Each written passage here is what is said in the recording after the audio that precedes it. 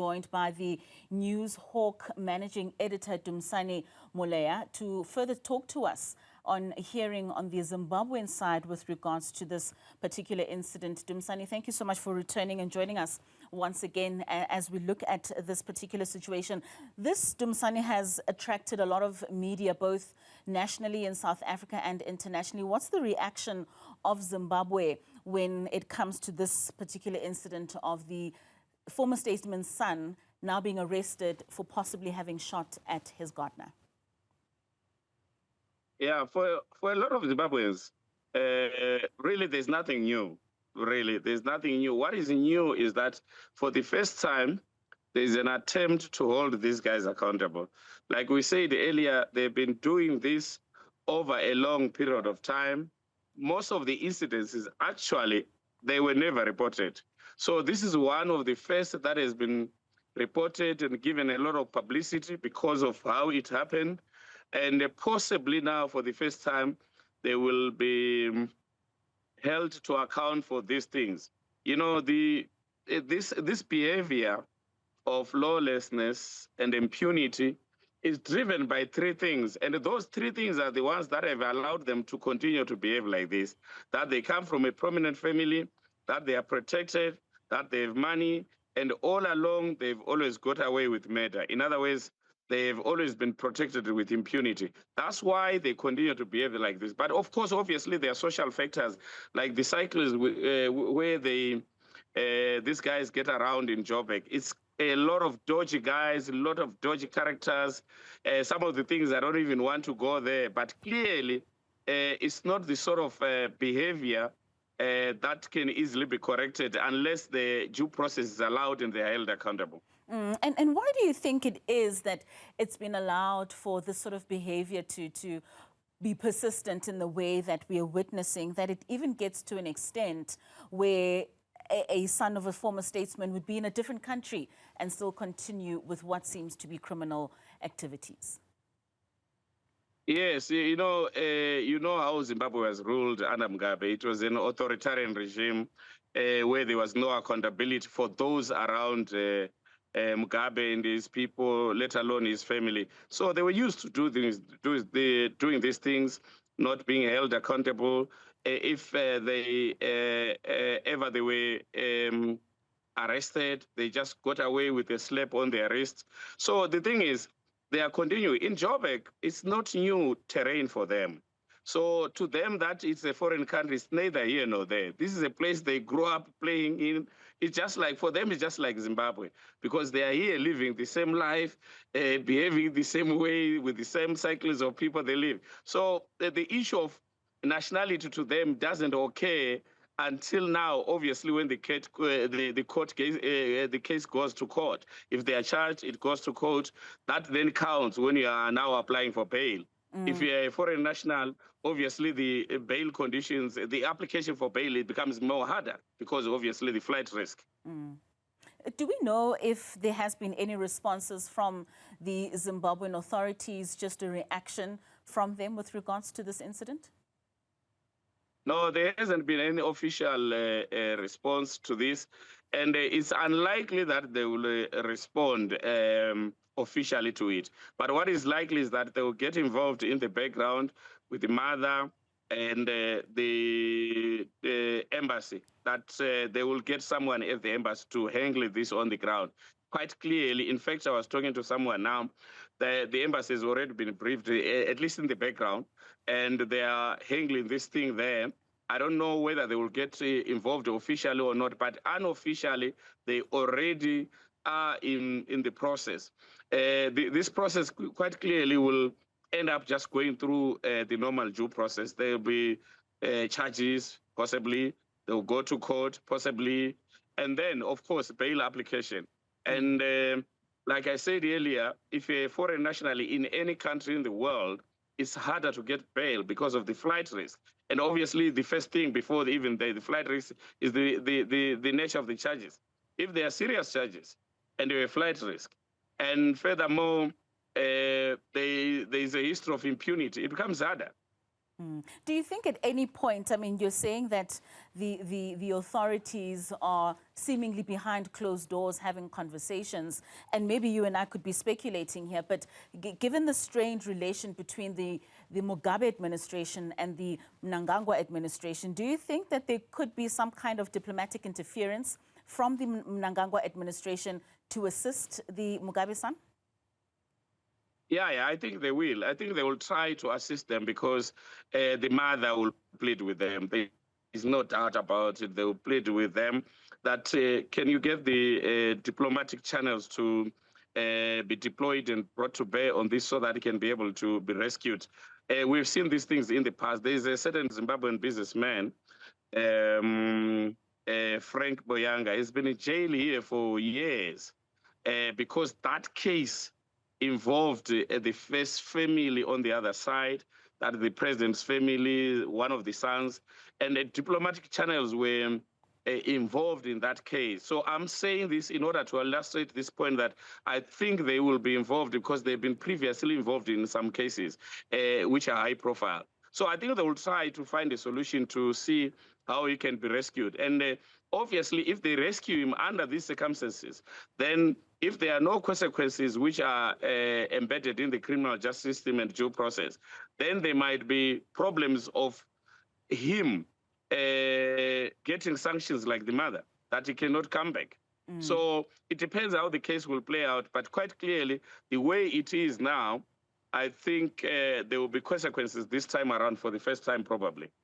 Abigail, I mean, it goes back to that issue that we were discussing of precedents. I saw you nodding there when Dumisani was speaking about the previous cases that we have seen of other figures that have seemingly gotten away with murder, so as to speak, in different countries, particularly in South Africa. Do you think really this would be a time for a precedent to be set that we can then deter such activities and such behavior in the country?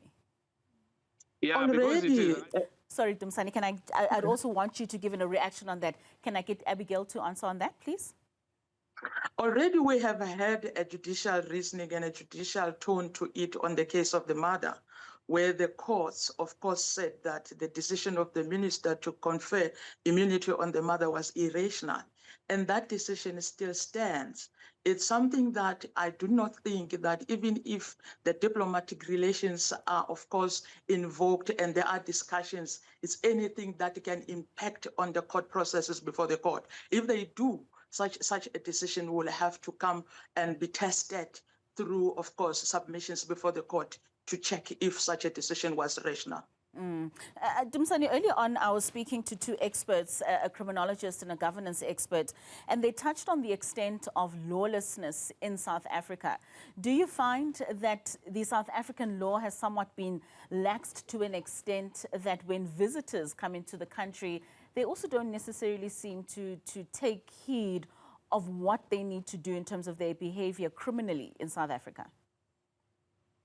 Yeah, there's a tendency. The South African environment itself, it's not even about foreigners or anything. It's the South African environment allows people to get away with certain behaviors. So when foreign people come and they find locals getting away with similar things, they will just join in the bandwagon.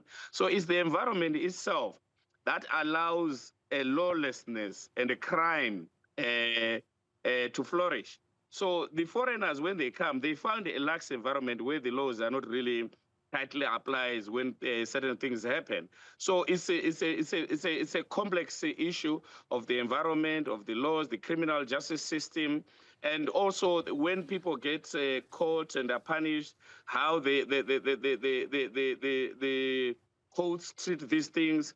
You see, so if you take, for instance, to answer your question from the other end, it's hard to get away with these behaviors in Zimbabwe.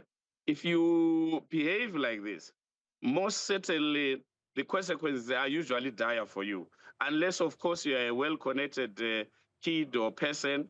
But those cases, usually, they are very serious consequences. So it's the South African environment itself that allows part of this behavior to flourish. And what do you think, Dumisani, Zimbabwe does differently for that perception not to persist in your country? Well, it's the law enforcement system, it's the criminal justice system, is how the security agents behave. Police and other arms of the security establishment in Zimbabwe, they are very tough with criminals. You see, as in South Africa, we see a lot of kid clubs, these guys being treated with kid club. That side, though, don't play with criminals. And some of the things, well, I may not really want to say, but we do know that when these guys, they go out to look for criminals, a lot of things happen there. They don't give criminals a chance. But here, you know, there's quite a lot of the Constitution. Obviously, there's a question of the Constitution here, the flexibilities and a lot of things. Criminals get used to bad things and they think it's normal. And that's why they continue doing that. But on the other side, they know that if you go there, you do these kind of things, the consequences may be too ghastly to contemplate. So it's the environment itself. And obviously, like I was saying, the criminal justice system, the law enforcement, and many other things. The South African environment is lax, it's not tight. And you know, a lot of criminals, they get arrested, they get away with many bad things, worse than what we are talking about. Abigail, maybe just to close off this discussion, this really does paint a very bleak picture about the South African criminal justice system. And I think it would take us back all the way to the Madlanga Commission, the Parliamentary Ad Hoc Committee that is looking for this infiltration that we're seeing in the criminal justice system. And if Dumisani is talking about an environment that is laxed from the very bottom of the system, where criminals don't fear the policemen, they don't fear prosecutors, they don't fear the magistrates that they're not supposed to throw them behind bars, what would be the solution or the starting point for South Africa to make a turnaround? It is a broader question for me to answer, but you'd understand that the functioning of the justice system in the country requires a cooperation from different stakeholders. You talk to the time from which the alleged crime is committed, the manner in which the crime is handled, the investigation and how they are handled, up to the time in which the docket is submitted for a decision in the NPA, the prosecution, the manner in which the evidence is led, the weaknesses that we have seen in different cases will of course pin and make the justice system to look bad. But to answer your question, we are having our confidence on the current unfolding of events, and we await with eager the recommendations from the Madlanga Commission, which of course would be, from where I'm sitting, a departure leading to the total reform, if a need be, for one to say so, of our criminal justice system. It's an admission that one can make to say there are evident weaknesses that one can see and one can talk to, but of course it's not all hope gone. There is still hope. We can see the total reform after we have received or seen the report emanating from both the ad hoc committee in Parliament and the Madlanga Commission. All right, thank you so much, Abigail Ngubeni, together with Dumisani Muleya, just giving us some perspective with regards to what we are seeing unfolding at Hyde Park. Our reporter, Veronica Mahwadi, is back at that house in Hyde Park.